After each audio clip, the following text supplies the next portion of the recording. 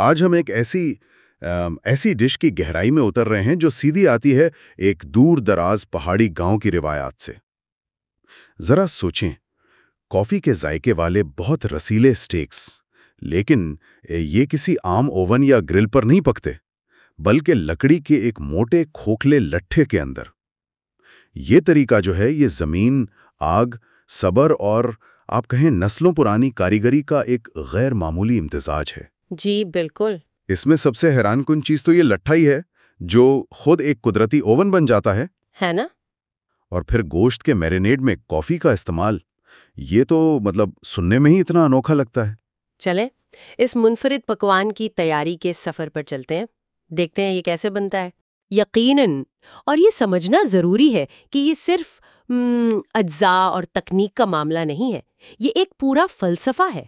فطرت کے ساتھ ہم آہنگی، جو چیزیں موجود ہیں ان کا بہترین استعمال، اور ہر قدم میں آپ دیکھیں صبر اور توجہ۔ اس گاؤں میں کھانا پکانا ایک فن ہے، وقت مانگتا ہے، احترام مانگتا ہے۔ تازہ ترین اجزاء جیسے کھیت سے توڑی سبزیاں، مقامی گوشت، یہ بنیاد ہیں، اور اوزار وہ بھی اکثر سادہ ہی ہوتے ہیں، جیسے وہ ہاتھ سے چلنے والی کافی گرائنڈر یا پھر تانبے کا ایک چھوٹا سا برتن سیزووے کہلاتا ہے۔ وہ ترکی کافی کے لیے ہوتا ہے نا، لمبا دستہ، تنگ منہ والا۔ اچھا، تو شروعات کافی سے ہوتی ہے، یعنی کافی صرف پینے کی چیز نہیں، یہ جو پکوان کا حصہ ہے۔ بالکل، اور وہ بھی کوئی عام کافی نہیں، تازہ خوشبودار کافی بینز لینی ہیں۔ انہیں ایک پرانی طرز کی ہاتھ والی گرائنڈر میں پیسا جاتا ہے۔ یہ عمل خود ایک تجربہ ہے، یوں سمجھیں۔ جیسے جیسے بینز پستے ہیں، ان کی وہ گہری بھینی خوشبو پورے ماحول میں پھیل جاتی ہے۔ پھر اس تازہ پسی کافی کو ڈالتے ہیں تانبے کے سیزوے میں، پانی ملاتے ہیں اور اسے سیدھا دہکتے انگاروں پہ رکھ دیتے ہیں۔ انگاروں پر؟ کسی چولہے وغیرہ پر نہیں؟ جی ہاں، انگاروں کی دھیمی مستقل حرارت پر اسے آہستہ آہستہ پکنے دیتے ہیں، یہاں تک کہ وہ ابلنے لگے اور اوپر ایک گاڑھا سا جھاگ بن جائے۔ مقصد ایک بہت ہی گاڑھی، تھوڑی کڑوی اور انتہائی خوشبودار کافی تیار کرنا ہے۔ یہ کافی پھر ٹھنڈی ہونے کے لیے رکھ دی جاتی ہے، اور یہ خوشبو، یہ صرف مہک نہیں، یہ اس پورے عمل، اس کھانے کی روح کا ایک لازمی حصہ ہے۔ گاؤں والے مانتے ہیں کہ بھائی کھانے کا ذائقہ بننے سے پہلے اس کی خوشبو سے لطف اندوز ہونا چاہیے۔ واہ، یہ تو کافی بنانے کا بہت ہی روایتی اور محنت والا طریقہ لگتا ہے۔ مرکزی جز اس میں پھر شامل ہوتا ہے اچھا زیتون کا تیل، موٹا پسا سمندری نمک، کالی مرچ، تازہ روزمیری کی ٹہنیاں یا پتے، تھوڑا سا لیموں کا رس، کچلا ہوا لہسن، اور ہاں، رنگت اور ہلکی مٹھاس کے لیے پیپریکا پاؤڈر۔ یہ اجزاء تو کافی جانے پہچانے سے ہے، سوائے کافی کے۔ عام طور پر میرینیڈ میں کافی تو نہیں ہوتی، اس کا خاص مقصد کیا ہے یہاں؟ یہی تو اس کا کمال ہے۔ دیکھیں، لیموں کا رس تو تیزابیت کی وجہ سے گوشت کے ریشوں کو نرم کرتا ہے، یہ تو عام بات ہے، لیکن کافی کا کردار بالکل الگ ہے۔ اس کی وہ ہلکی سی خاص قسم کی کڑواہٹ جو ہے نا، وہ گوشت کی اپنی مٹھاس اور ذائقے کو دباتی نہیں، بلکہ حیرت انگیز طور پر ابھالتی ہے۔ یہ ایک ایسی گہرائی اور پیچیدگی پیدا کرتی ہے جو کسی اور چیز سے ملنا مشکل ہے۔ یہ ذائقوں کا ایک غیر متوقع توازن ہے، گوشت کو ایک بالکل الگ پہچان دیتا ہے۔ یہ صرف ذائقہ نہیں، یہ گوشت کے ساتھ ایک آپ سمجھے کیمیائی عمل ہے۔ یہ واقعی دلچسپ ہے۔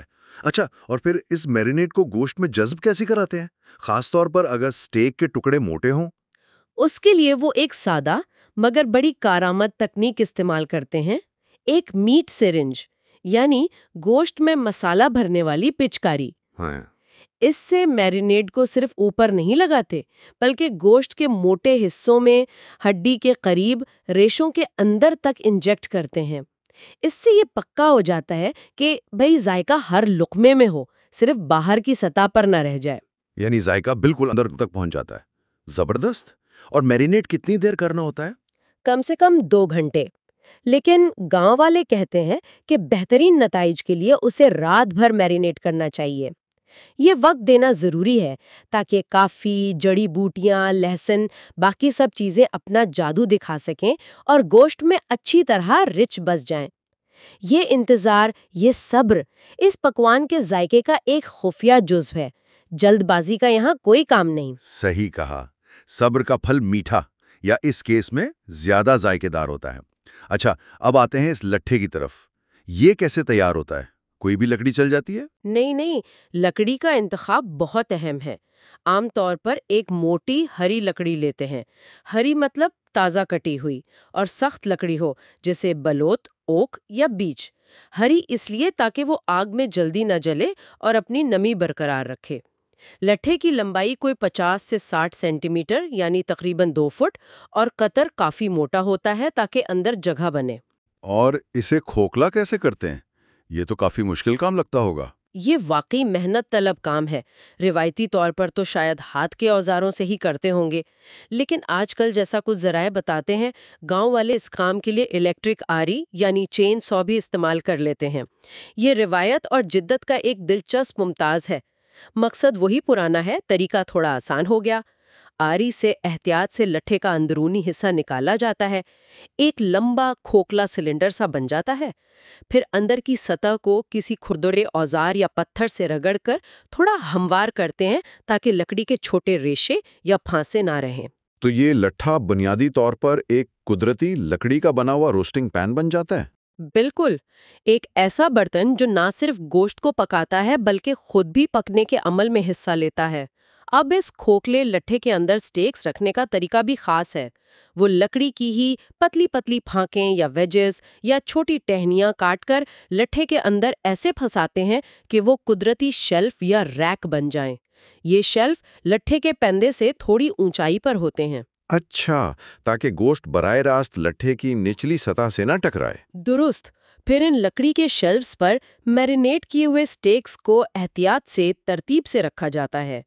ایک لٹھے میں کتنا گوشت آئے گا یہ اس کے سائز پر منحصر ہے۔ اس کے بعد لٹھے کے دونوں کھلے سروں کو مکمل بند نہیں کرتے، بلکہ انہیں دھات کی پتلی پلیٹوں یا پھر گیلی کی ہوئی لکڑی کے ٹکڑوں سے ہلکا سا ڈھانپ دیتے ہیں۔ مقصد یہ ہے کہ بھاپ اور گرمی اندر رہے، لیکن تھوڑی سی ہوا کی گردش بھی ہو تاکہ گوشت دم گھٹ کر ابلنے کے بجائے روسٹ ہو۔ اور پھر یہ پورا لٹھا کہاں جاتا ہے؟ اسے پہلے سے خوب گرم کیے ہوئے اینٹوں کے اوون میں رکھتے ہیں، یا اگر باہر پکا رہے ہیں تو لکڑی کی آگ پر بنی ایک نیم بند بھٹی میں۔ اینٹوں کا اوون یا اس جیسی بھٹی جو ہے نا، وہ ایک مستقل چاروں طرف سے آنے والی حرارت دیتی ہے جو لٹھے کو آہستہ آہستہ گرم کرتی ہے۔ یہ طریقہ واقعی قابل غور ہے۔ یہ صرف کھانا پکانا نہیں بلکہ ماحول اور جو چیزیں دستیاب ہیں ان کو سمجھنے اور استعمال کرنے کا طریقہ ہے۔ بلا شبہ یہ وسائل کے بہترین استعمال کی اعلیٰ مثال ہے۔ وہ فطرت سے ہی اپنا اوون بنا رہے ہیں۔ لٹھا یہاں کئی کام کرتا ہے۔ ایک تو یہ گوشت کو براہ راست شعلوں یا بہت تیز آنچ سے بچاتا ہے، جس سے وہ جلتا نہیں اور اندر تک نرم پکتا ہے۔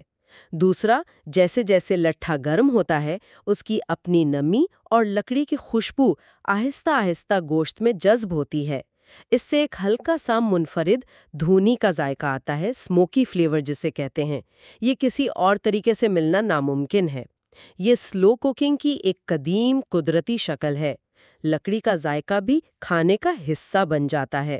کیا خوب! یعنی لکڑی خود ایک جز بن گئی۔ اچھا، اور جب یہ سٹیک اس انوکھے لکڑی کے اوون میں پک رہا ہوتا ہے تب سائیڈ ڈشز کا کیا ہوتا ہے؟ کیا وہ الگ سے بنتی ہیں؟ نہیں، اکثر وہ بھی اسی اینٹوں کے اوون کی گرمی کا فائدہ اٹھاتے ہوئے ساتھ ہی تیار کی جاتے ہیں۔ جیسے سالم آلو لے لیے، انہیں کانٹے سے اچھی طرح گود لیا تاکہ بھاپ نکلے اور وہ پھٹے نہیں۔ پھر ان پر زیتون کا تیل، نمک اور پیپریکا مل کر اوون کے گرم فرش پر یا کسی ٹرے میں رکھ دیا جاتا ہے۔ انہیں تب تک بھونتے ہیں جب تک ان کا چھلکا خستہ نہ ہو جائے اور اندر کا گودا بالکل نرم۔ اور آلوؤں کے علاوہ؟ ساتھ میں موٹی لال شملہ مرچیں، بڑے ٹماٹر اور لہسن کی ثابت پوٹیاں بھی رکھ دی جاتی ہیں۔ اوون کی تیز گرمی اور ہلکے دھوئیں سے یہ سبزیاں نہ صرف گل جاتی ہیں بلکہ ان میں ایک زبردست قسم کا بھنا ہوا دھواں دار ذائقہ آ جاتا ہے۔ تصور کریں ان بھنی ہوئی سبزیوں کی خوشبو جو گوشت کی مہک کے ساتھ مل رہی ہو، کیا ماحول ہوگا۔ منہ میں پانی آ گیا۔ ان بھنی ہوئی سبزیوں کا کیا بنتا ہے پھر؟ یہی سبزیاں بنیاد بنتی ہیں ایک شاندار سوس کی۔ جب شملہ مرچ، ٹماٹر اور لہسن اچھی طرح بھن جائیں اور نرم پڑ جائیں خاص طور پر لہسن تو بالکل مکھن جیسا ہو جاتا ہے۔ تو انہیں اوون سے نکال کر تھوڑا ٹھنڈا کرتے ہیں۔ پھر گاؤں والے انہیں حیران کن طور پر گوشت پیسنے والی مشین سے گزارتے ہیں۔ یہاں پھر وہی روایت اور ضرورت کے مطابق اوزار کا استعمال نظر آتا ہے۔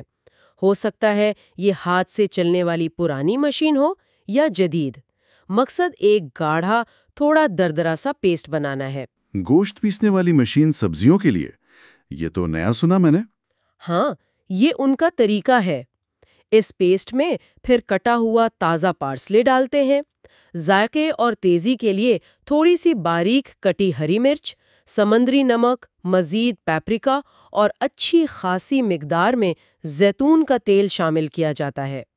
یہ ایک سادہ مگر انتہائی ذائقے دار سوس تیار ہو جاتی ہے جو اسٹیک کے ساتھ بہترین لگتی ہے۔ اور آپ نے بادام کا بھی ذکر کیا تھا شروع ہے؟ جی ہاں، کچھ لوگ اس سوس کو مزید بھرپور اور گاڑھا بنانے کے لیے اس میں مٹھی بھر بھنے ہوئے اور پسے ہوئے بادام بھی شامل کر دیتے ہیں۔ یہ اسے ایک اضافی گری دار میوے جیسا ذائقہ اور کریمی سی ساخت دیتا ہے۔ یہ ایک اختیاری اضافہ ہے لیکن بہت مزیدار لگتا ہے۔ زبردست۔ اور وہ بھنے ہوئے آلو کا کیا ہوتا ہے؟ وہ ایسے ہی ساتھ رکھ دیتے ہیں؟ نہیں، وہ بھی سادہ نہیں پیش کیے جاتے۔ جب آلو پک جاتے ہیں تو انہیں احتیاط سے بیچ میں سے کاٹ کر ان کا نرم گودا نکال لیتے ہیں۔ اس گودے کو ایک پیالے میں میش کرتے ہیں اور پھر اس میں شامل کیے جاتے ہیں بھنے ہوئے مکئی کے دانے، جو شاید الگ سے بھنے ہوں یا اوون میں ہی، پہلے سے پکے ہوئے سرخ لوبیا یعنی کڈنی بینز، زیتون کا تیل، نمک، کالی مرچ، پیپریکا اور شاید کچھ اور کٹی ہوئی تازہ جڑی بوٹیاں۔ یہ ایک مزیدار رنگین سی فلنگ بن جاتی ہے۔ اور پھر یہ فلنگ واپس آلو کے خالی خولوں میں بھری جاتی ہے۔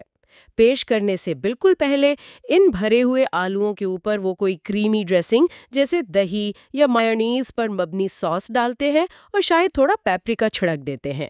یہ خود میں ایک مکمل چھوٹی ڈش بن جاتی ہے۔ یہ تو پورا کھانا ہی ایک تقریب لگتا ہے، ہر چیز پر اتنی توجہ، اتنی تفصیل۔ بالکل۔ اب جب سٹیک لٹھے کے اندر پک کر تیار ہو جاتا ہے، جس میں گوشت کے سائز اور آنچ پر منحصر کافی وقت لگ سکتا ہے، سٹیکس کو فوراً نہیں کاٹا جاتا۔ اچھا، انہیں آرام دیا جاتا ہے، ریسٹ کرواتے ہیں؟ جی ہاں، یہ بہت اہم قدم ہے۔ سٹیکس کو لٹھے سے نکال کر کسی لکڑی کے تختے پہ رکھتے ہیں اور انہیں 5 سے 10 منٹ کے لیے آرام کرنے دیتے ہیں۔ اس دوران گوشت کے اندر کے جو گرم جوسز ہیں جو پکنے کے دوران مرکز میں جمع ہو جاتے ہیں، وہ واپس پورے گوشت میں تقسیم ہو جاتے ہیں۔ اگر فوراً کاٹ دیا جائے تو سارا رس بہہ جائے گا اور گوشت خشک محسوس ہوگا۔ یہ چھوٹی چھوٹی باتیں ہی اصل میں فرق پیدا کرتی ہیں۔ یقیناً۔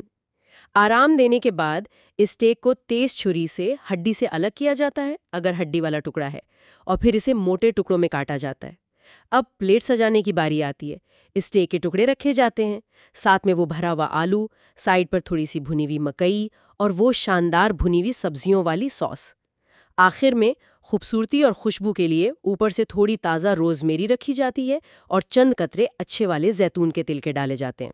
دیکھنے اور سننے میں ہی اتنا لاجواب لگ رہا ہے، یہ تو پورا آرٹ ہے۔ اور یہ تجربہ بھی مکمل نہیں ہوا۔ یہ لمحہ ٹھہر کر محنت سے بنائے گئے کھانے اور ایک دوسرے کی صحبت سے لطف اندوز ہونے کا ہے۔ تو جب ہم اس پورے عمل کو دیکھتے ہیں، یہ واقعی صرف ایک ترکیب نہیں ہے، یہ ایک کہانی ہے، کاریگری کی، صبر کی، فطرت سے جڑاؤ کی، اور اس بات کی کہ اچھی چیزیں وقت لیتی ہیں، ہے نا؟ آپ نے بالکل صحیح سمجھا۔